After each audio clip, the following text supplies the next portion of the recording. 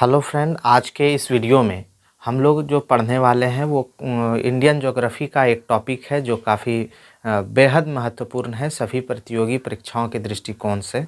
हम लोग आज इंडियन रिवर यानी भारत की नदियों के बारे में जानेंगे।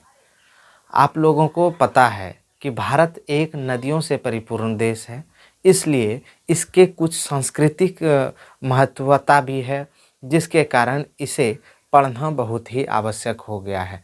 तो साथियों, हम लोग सभी जानते हैं कि किसी भी टॉपिक को डिटेल से पढ़ने से पहले हम लोग जानते हैं उसका बेसिक।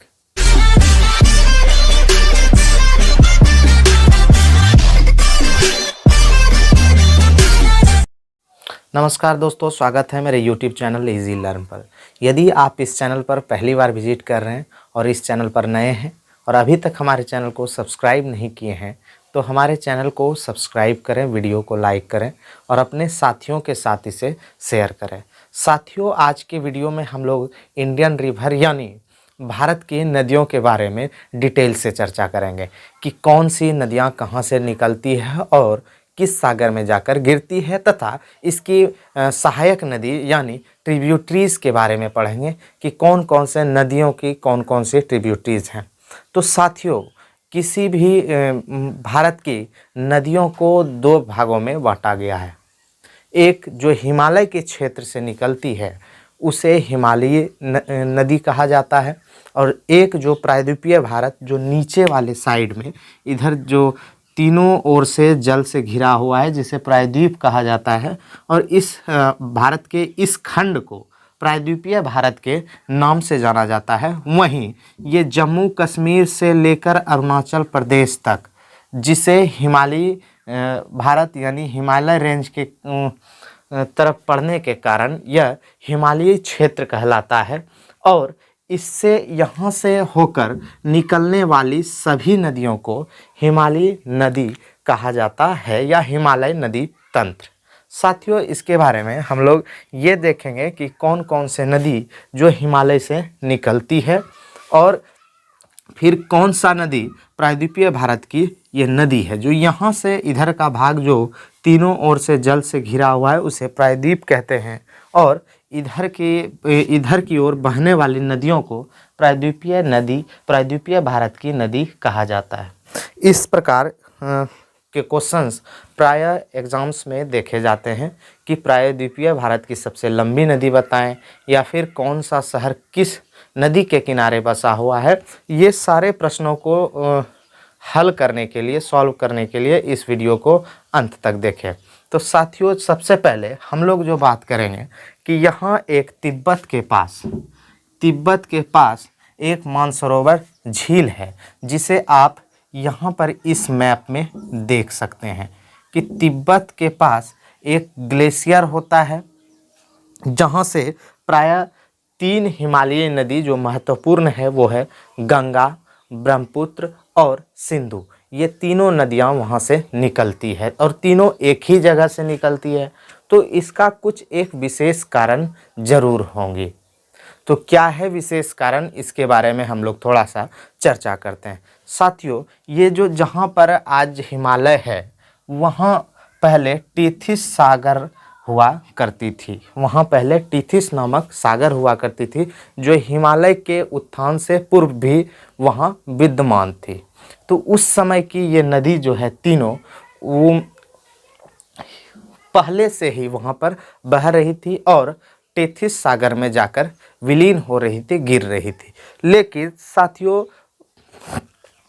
हिमालय के उत्थान के पूर्व उन्होंने सिर्फ रास्ता चेंज किया और वहाँ से जो बहने वाली नदी है वो विलुप्त नहीं हुई और वो यूं ही बहती रही। इसलिए साथियों, इन तीनों नदियों को पूर्ववर्ती नदियों के नाम से भी जाना जाता है।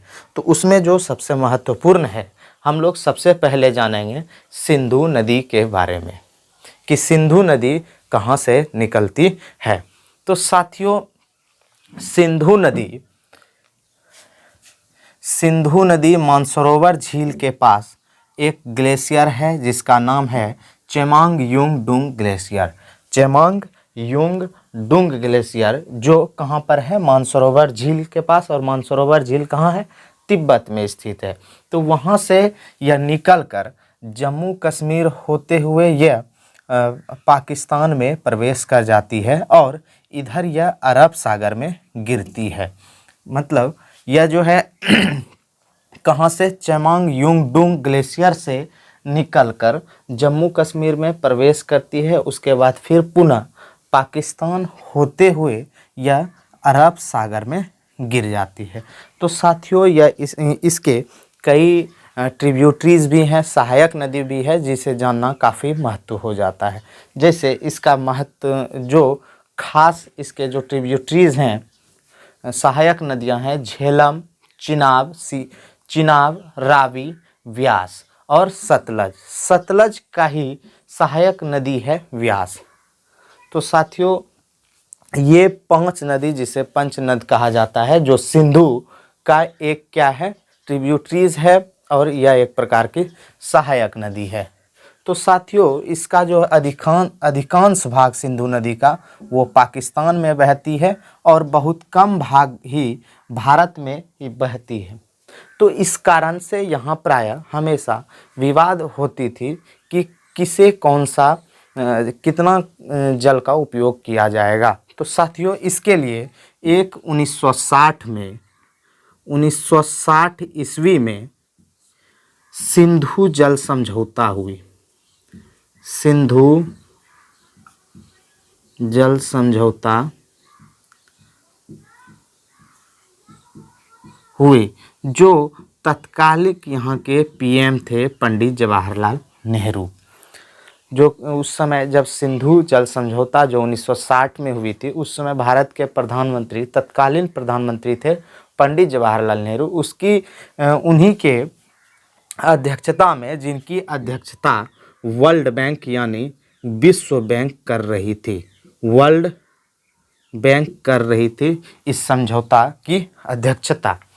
तो इन्हीं के अध्यक्षता में यह समझौता हुई थी, जिसमें ऊपर के जो 3 नदी हैं, झेलम, चिनाब, रावी, ऊपर के 3 नदी यानी झेलम, चिनाब और रावी, उसका 80% वाटर जो है पाकिस्तान के द्वारा उपयोग किया जाएगा। मतलब पाकिस्तान के लिए इसका जल उपयोगी होगा, 20% ही भारत को इसका जल मिलेगा।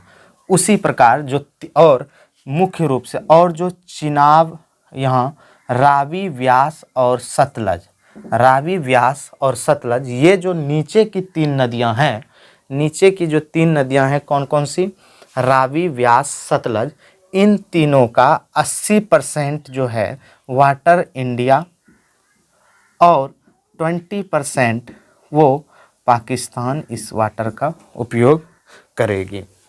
बाद हम लोग जो बात करने वाले हैं वह भी एक सिंधु का ही ट्रिब्यूटरीज है, यानी सहायक नदी है, वो है सतलज नदी के बारे में बात करेंगे। इसमें प्रायः पूछा जाता है कि इसमें इस प्रकार के क्वेश्चन आते हैं कि हीराकुंड बांध, ये हीराकुंड बांध किस नदी पर है, भाखड़ा नंगल बांध किस नदी पर है, या फिर यह कोई परियोजना किस नदी पर है। इस प्रकार के क्वेश्चंस प्रायः यहाँ से पूछे जाते हैं। सतलज नदी, सतलज नदी जो सिंधु की ही सहायक नदी है, यह कहाँ से निकलती है, मानसरोवर झील से ही निकलती है, रासकताल ग्लेशियर से। मानसरोवर झील स्थित राकसताल जो ग्लेशियर है, वहाँ से सतलज नदी निकलती है, जिसके कपूरथला के निकट इससे एक और सहायक नदी निकलती है, जिसे ब्यास के नाम से जाना जाता है। उसके बाद साथियों हम लोग देखेंगे गंगा नदी के बारे में, गंगा नदी तंत्र। तो इसके बारे में सबसे पहले हम लोग जानेंगे कि यह कहाँ से निकलती है। तो गंगा नदी उत्तराखंड में उत्तरकाशी एक ज़िला है, वहाँ के गंगोत्री यानी जिसे गौमुख भी कहा जाता है, वहाँ से यह नदी निकलती है। और यह सबसे पहले भारत में प्रवेश जो होती है वो हरिद्वार से होती है। तो जिस समय यह निकलती है उस समय यह भागीरथी नाम से जाना जाता है, लेकिन मैदानी भाग में प्रवेश के बाद इसमें अलकनंदा और भागीरथी जो दोनों नदी मिल जाती है मैदानी भाग में प्रवेश करने से पहले, तब से यह गंगा के नाम से जानी जाती है। इसके जो महत्वपूर्ण जो विशेष रूप से सहायक नदी है वो है यमुना, रामगंगा इत्यादि इस प्रकार के जो नदी हैं जो इसके सहायक नदी हैं। यह उत्तराखंड से निकलकर उत्तर प्रदेश होते हुए बिहार और झारखंड के कुछ भाग होते हुए यह पश्चिम बंगाल में प्रवेश करती है और फिर यह पश्चिम बंगाल से बांग्लादेश होते हुए फिर इसे बांग्लादेश में पद्मा के नाम से जाने लगता है और यह फिर कहाँ गिरती है, बंगाल की खाड़ी में। एक बार हम लोग फिर से एक बार देखने की कोशिश करेंगे फिर से पुनः कि यह जो गंगा नदी है वो गंगोत्री नामक, जिसे गौमुख भी कहा जाता है, उत्तराखंड के उत्तरकाशी जिले से निकलकर यह सबसे पहले हरिद्वार में यह मैदानी भाग में प्रवेश होती है और उसके बाद यह उत्तर प्रदेश, बिहार, झारखंड होते हुए पश्चिम बंगाल आती है और उसके बाद बांग्लादेश में प्रवेश करती है, जहां इसे पद्मा के नाम से जाना जाता है। उसके तत्पश्चात ही यह बंगाल की खाड़ी में गिरती है। इसके जो महत्वपूर्ण यानी बाईं ओर से जो मिलने वाली नदी है वो है यमुना, जो विशेष रूप से भारत की सबसे बड़ी सहायक नदियों में से एक है और भारत की सबसे बड़ी सहायक नदियों में से जानी जाती है। उसके बाद हम लोग जानेंगे कि यमुना नदी के बारे में। यमुना नदी जो यमुनोत्री, उत्तराखंड यमुनोत्री नामक ग्लेशियर से निकलती है और यह फिर इलाहाबाद के निकट यह संगम में वो गंगा में मिलती है। और यमुना की प्रमुख सहायक नदी है चंबल, बेतवा और कैन। उसके बाद हम लोग और एक जो महत्वपूर्ण नदी है जिसे भारत की सबसे चौड़ी नदी मानी जाती है वो है ब्रह्मपुत्र, जिसकी लंबाई 2900 किलोमीटर है। 2900 किलोमीटर है। वहीं गंगा की लंबाई 2525 किलोमीटर है। फिर भी इसे भारत की सबसे लंबी नदियों में से मानी जाती है, लेकिन ब्रह्मपुत्र 2900 किलोमीटर तक होते हुए भी इसे चौड़ी में मानी जाती है, लंबी में नहीं। क्यों? इसका मुख्य कारण यह है कि यह जो ब्रह्मपुत्र है इसका अधिकांश भाग जो है तिब्बत और अन्य देश में बहती है, बहुत कम मात्रा में ही यह भारत में बहती है। तो सबसे पहले हम लोग और जानेंगे ब्रह्मपुत्र के बारे में कि ब्रह्मपुत्र जो मानसरोवर झील से निकलती है और यह तिब्बत से होते हुए अरुणाचल प्रदेश में प्रवेश करती है, जिसे दिहांग के नाम से यहाँ पर जानी जाती है। मतलब ब्रह्मपुत्र जब तिब्बत से होते हुए यानी मानसरोवर झील से निकलकर तिब्बत होते हुए जब यह अरुणाचल प्रदेश भारत में प्रवेश करती है तो इसे दिहांग के नाम से जानी जाती है। और फिर यह असम होते हुए यह बांग्लादेश में प्रवेश होती है और यह गंगा में मिल जाती है। उसके तत्पश्चात ही यह बंगाल की खाड़ी में गिरती है। तो मिलने के क्रम में बांग्लादेश में जो मिलती है, इससे एक और महत्वपूर्ण क्वेश्चन बनते हैं। तो जब पद्मा, जिसे गंगा को पद्मा और यहाँ बांग्लादेश में इसे जमुना के नाम से जाना जाता है, जमुना के नाम से ब्रह्मपुत्र को जाना जाता है। जब यह दोनों मिल जाता है तो यहाँ पर सुंदरवन डेल्टा का निर्माण करती है। सुंदरवन डेल्टा का निर्माण करती है जो विश्व की सबसे बड़ी डेल्टा है। और यहाँ मैंग्रोव वन, सुंदरी वन के कारण ही इसे सुंदरवन डेल्टा कहा जाता है। और यह दोनों फिर मिलकर, पद्मा और जमुना मिलकर यह इसे मुख्य रूप से मेघना कहा जाने लगता है। एक और जो ब्रह्मपुत्र नदी का एक महत्वपूर्ण क्वेश्चन रह जाता है वो क्या है साथियों कि ब्रह्मपुत्र नदी यहाँ से अरुणाचल प्रदेश से होकर जब असम में प्रवेश करती है तो यह काफ़ी चौड़ी हो जाती है।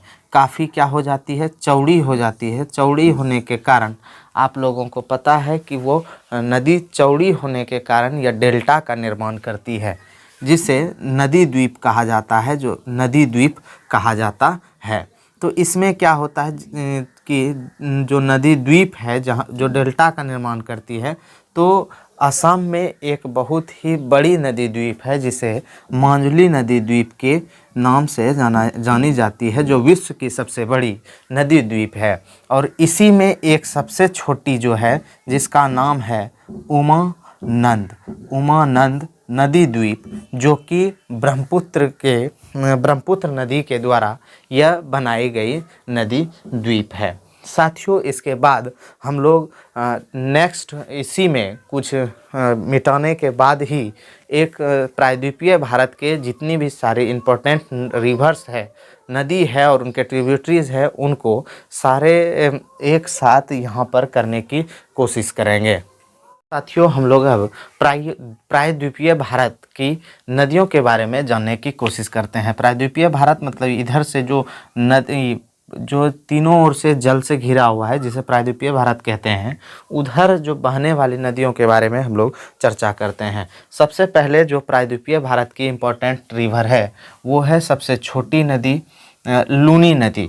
यह इसलिए भी खास है दोस्तों और क्वेश्चंस में पूछी जाने वाली है क्योंकि यह न ही किसी नदी में जाकर मिलती है और ना ही किसी सागर में जाकर गिरती है, इसलिए यह बहुत ही खास है। लूनी नदी, कौन सी नदी? लूनी नदी, जो अरावली यानी अजमेर जो राजस्थान में पड़ता है, अजमेर में अरावली पर्वत से निकलकर गुजरात के कच्छ के रण में दलदल वाले क्षेत्र में विलीन हो जाती है यह लूनी नदी। यह इसलिए खास है क्योंकि यह किसी सागर, महासागर या किसी नदियों में नहीं मिलती है। उसके बाद साथियों हम लोग एक छत्तीसगढ़ में एक जगह आती है जिसे अमरकंटक के नाम से जानी जाती है, अमरकंटक की पहाड़ी, जिससे कि एक ही जगह से 3 नदी निकलती है। वो है पहले जो उधर पूर्व की ओर चले जाती है, जो गंगा में मिल जाती है, जिसे सोन नदी कहा जाता है। उधर एक और ही इधर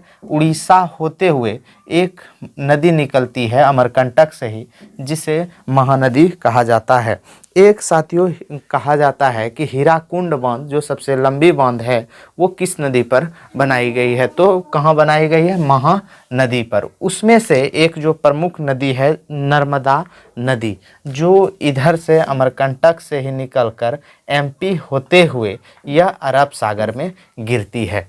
अरब सागर में गिरती है। कहाँ गिरती है? अरब सागर में। तो साथियों यह जो है एक सतपुड़ा की पहाड़ी होते हुए यह अरब सागर में गिरती है। तो एमपी में एक जगह पड़ता है जबलपुर, एमपी में एक जगह है जबलपुर, जहां पहाड़ियों से नीचे गिरने के कारण यह जलप्रपात का निर्माण करती है। जलप्रपात का निर्माण यानी वाटरफॉल का निर्माण करती है, जिसे धुआंधार जलप्रपात के नाम से जाना जाता है। एक यहाँ पर एक और क्वेश्चन आता है जो कि रिफ्ट घाटी यानी द्रोणी यानी 2 पहाड़ी है और इसके बीच से बहने वाली नदी। यदि आपके क्वेश्चंस में जो पूछा जाए कि पश्चिम की ओर बहने वाली नदी बताइए, तो उसमें से कहेंगे एक नर्मदा और दूसरा ताप्ती, क्योंकि प्रायः नदियां जो देख रहे हैं आप लोग, ये वह प्रायः पूर्व की ओर बहती है। पश्चिम में मात्र जो 2 ही नदी बहती है वो है नर्मदा और ताप्ती, जो कि अरब सागर में गिरती है और रिफ्ट घाटी से होकर गुजरती है। तो यहाँ पर एक जलप्रपात का जो कि धुआंधार जलप्रपात के धुआंधार जलप्रपात के नाम से जाना जाता है, जो है एमपी में स्थित है। उसके बाद हम लोग जो बात करेंगे वो है ताप्ती नदी के बारे में, कि ताप्ती नदी ये जो ताप्ती नदी है वो कहाँ से निकलकर मध्य प्रदेश से निकलकर यह अरब सागर में गिरती है। उसके बाद हम लोग एक और जो दक्षिण भारत यानी प्रायद्वीपीय भारत की नदी है वो काफ़ी इम्पोर्टेंट है, गोदावरी नदी। तो यह महाराष्ट्र के नासिक ज़िले से निकलकर इधर से होते हुए यह बंगाल की खाड़ी में गिरती है, और जो यह प्रायद्वीपीय भारत की सबसे लंबी नदी है, जिसकी लंबाई 1465 किलोमीटर है। इसे बूढ़ी गंगा यानी वृद्ध गंगा के नाम से भी जाना जाता है। उसके बाद इसके जस्ट नीचे है कृष्णा नदी। कौन सी नदी? कृष्णा नदी, जो कर्नाटक के महाबलेश्वर से निकलती है, और यह फिर इधर से यहाँ से होते हुए यह बंगाल के खाड़ी में गिरती है। इस प्रकार इससे जो प्रश्न पूछे जाते हैं कि नागार्जुन सागर बांध किस नदी पर है, तो कृष्णा नदी पर। उसके बाद साथियों, जो सबसे नीचे नदी है जिसका नाम है कावेरी नदी, यह भी कर्नाटक के ब्रह्मगिरी से निकलकर यह इधर से कर्नाटक तमिलनाडु होते हुए यह बंगाल के खाड़ी में गिरती है। कावेरी इसलिए भी आप लोगों ने सुना होगा कि कावेरी जल विवाद। तो कावेरी जल विवाद किन किन दो राज्यों के बीच में है? वो है तमिलनाडु और कर्नाटक। ये दोनों राज्यों के बीच में कावेरी जल विवाद हमेशा होते रहता है। उसके बाद एक क्वेश्चन और पूछे जा सकते हैं कि शिव समुद्रम जलप्रपात, साथियों शिव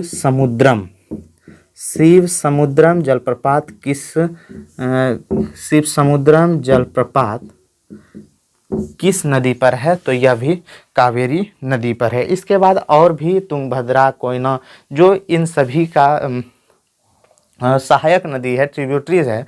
इससे आप और बुक से अधिक डिटेल से पढ़ सकते हैं। हमने कोशिश किया है कि ज़्यादा से ज़्यादा नदी को इस मैप के माध्यम से कवर किया जा सके, और जो आपके लिए काफ़ी हेल्पफुल होगा। उसके बाद साथियों, यहाँ पर एक चीज़ और जो बच जाता है, सतलज नदी। यहाँ पर एक जो भाखड़ा नंगल बांध जो पंजाब में है, उससे एक मानव निर्मित कैनाल यानी नहर है, जिसका नाम है इंदिरा नहर, जो विश्व की सबसे बड़ी मानव निर्मित नहर है, जो मुख्य रूप से राजस्थान को जल पहुंचाती है। इसलिए यह बेहद खास है। यदि पूछा जाए कि इंदिरा गांधी नहर किस नदी पर है, तो सतलज नदी पर है। और विश्व के सबसे ऊंची या भारत के सबसे ऊंची बांध तो भाखड़ा नंगल बांध, जो सतलज नदी पर स्थित है। आशा करते हैं साथियों, जितने भी रिवर्स और ट्रिब्यूटरीज यानी इंडियन रिवर्स, भारत की नदियां और उनकी सहायक नदियों से क्वेश्चंस आएंगे, आप इस वीडियो के बाद आसानी से सॉल्व कर सकेंगे। यदि आपको यह वीडियो अच्छा लगा तो हमारे चैनल को सब्सक्राइब करें, वीडियो को शेयर करें और अपने साथियों के साथ इसे शेयर करें और सब्सक्राइब करें। और हाँ, don't forget to press the bell icon to stay updated. यदि आप चाहते हैं कि हम कोई भी वीडियो इस चैनल पर अपलोड करें और वो सबसे पहले आपके पास पहुँचे, तो आप बेल आइकन को दबाना ना भूलें। हम जल्द ही एक न्यू वीडियो के साथ आपके समक्ष लौटेंगे। तब तक के लिए धन्यवाद।